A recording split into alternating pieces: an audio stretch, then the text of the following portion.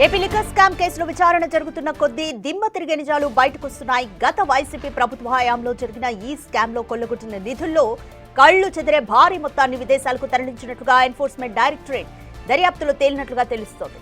ఈ లావాదేవీలకు సంబంధించిన కీలక లెడ్జర్లను ఈడీ స్వాధీనం చేసుకున్నట్లు సమాచారం.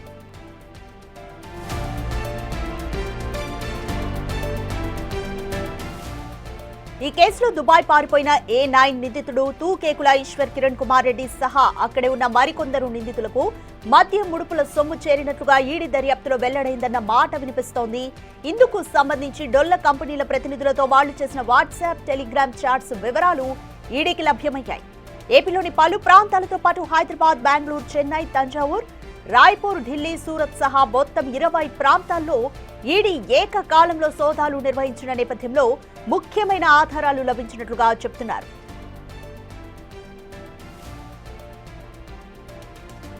వైసీపీకి చెందిన నాయకులు కొందరు నగదు రూపంలో ముడుపులు చెల్లించడానికి డిస్టిలరీలు, మద్యం సరఫరా కంపెనీల యజమానులు ఆ డబ్బును మొదటగా బంగారం షాపులు, ప్యాకేజింగ్ సంస్థలు, డొల్ల కంపెనీల ఖాతాల్లోకి మళ్లించేవారు. వాటితో ట్రాన్సాక్షన్స్ ను నిర్వహించినట్లు రికార్డుల్లో రాసేవారు. అనంతరం ఆయా సంస్థల నుంచి డ్రా చేసిన నగదును వైసీపీ వాళ్లకు అందజేసేవారు. ఈ పద్ధతిలో డబ్బును బ్లాక్ నుంచి వైట్గా మార్చుకునే వాళ్లని గుర్తించారు ఈడీ అధికారులు.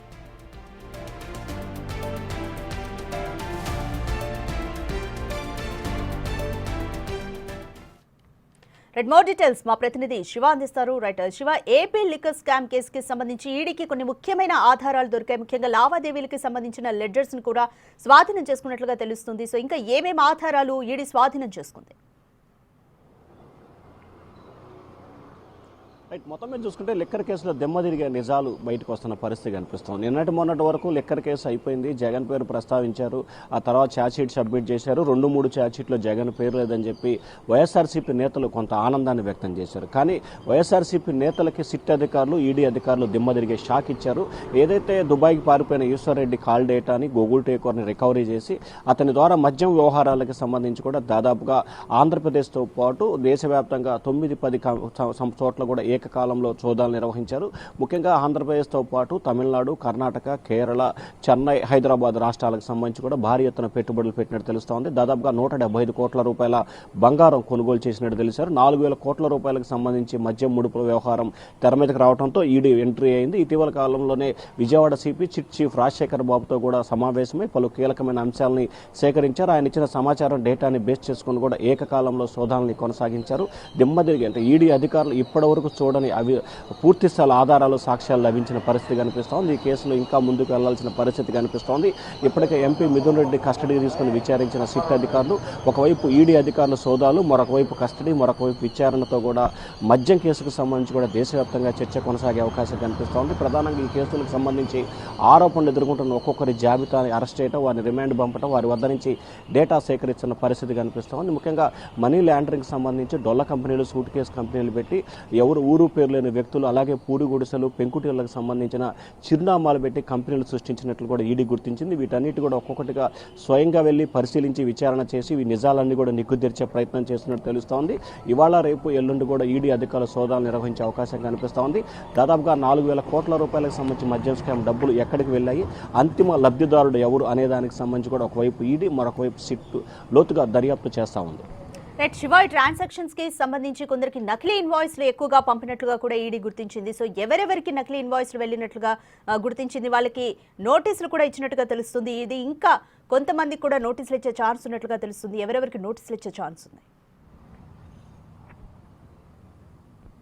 అంటే పలు డిస్టిలరీ కంపెనీలకు సంబంధించి దాదాపుగా 8 డిస్టిలరీ కంపెనీలకు సంబంధించి కూడా నకిలీ ఇన్వాయిస్లను తెప్పించుకొని నకిలీ ఇన్వాయిస్లని సర్వ్ చేసినట్టు తెలుస్తోంది. ఎందుకంటే ఈ డబ్బులని డైవర్ట్ చేయాలి. అంటే ఏదైతే లిక్విడ్ క్యాష్ మొత్తం కూడా మద్యం అమ్మకాలకు సంబంధించి లిక్విడ్ క్యాష్ వచ్చింది, సో ఈ క్యాష్ని అంతా కూడా డైవర్ట్ చేయాలంటే అక్కడి నుంచి వేరే వాళ్ళకి అమ్మినట్టు, వేరే దగ్గర కొనుగోలు చేసినట్లు నకిలీ ఇన్వాయిస్లు సృష్టించారు. తద్వారా నకిలీ జీఎస్టీ నెంబర్లు కూడా సృష్టించిన పరిస్థితి కనిపించింది.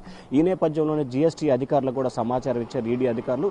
జీఎస్టీ అధికారులు కూడా ఆ నకిలీ ఇన్వాయిస్లు ఎవరెవరు కంపెనీ పేర్లతో ఉన్నాయి, ఏ ఉన్నాయి, ఎవరు ఇన్వాయిస్ రైడ్ చేశారు, ఎవరు జీఎస్టీ నెంబర్తో రైడ్ చేశారనే దాన్ని డేటా తీసుకొని ఇప్పటికే ఈడీ అధికారులు పూర్తి వివరాలు ఇవ్వాలని చెప్పి నోటీసులు 8 మంది కంపెనీలకు సంబంధించిన నోటీసులు సర్వ్ చేశారు. ఇవాళ రేపట్లో కూడా జీఎస్టీ కూడా ఇన్వాల్వ్ అయ్యి వాటికి సంబంధించిన నోటీసులు ఇచ్చి వారిని విచారించి వారిపై కేసు నమోదు చేసి నగదును రికవరీ చేసే అవకాశాలు కూడా కనిపిస్తున్నాయి. జీఎస్టీ నామ్స్ ప్రకారం కూడా ఒక్కసారి 100 రూపాయలు జీఎస్టీ కనుక ఎగ్గొడితే ఆ పరిధిని బట్టి దాదాపుగా 2 రెట్ల 3 రెట్ల 5 రెట్ల అనేది ఇష్టానుసారం అంటే ఆ విచక్షణ అధికారం ఉంటుంది, ఎంతైనా ఫైన్ వేసే అధికారం ఉంటుంది. అంతిమంగా జైలు శిక్ష జరిమానా విధించే అవకాశం కూడా కనిపిస్తోంది. లిక్కర్ కేసులో అనూహ్యంగా ఎప్పుడు చూడని రీతిలో కూడా జీఎస్టీ కూడా యాడ్ అవడంతో ఇప్పుడు ఆ బాధితుల గుండెల్లో రైళ్లు పరిగెత్తున్న పరిస్థితి కనిపిస్తోంది.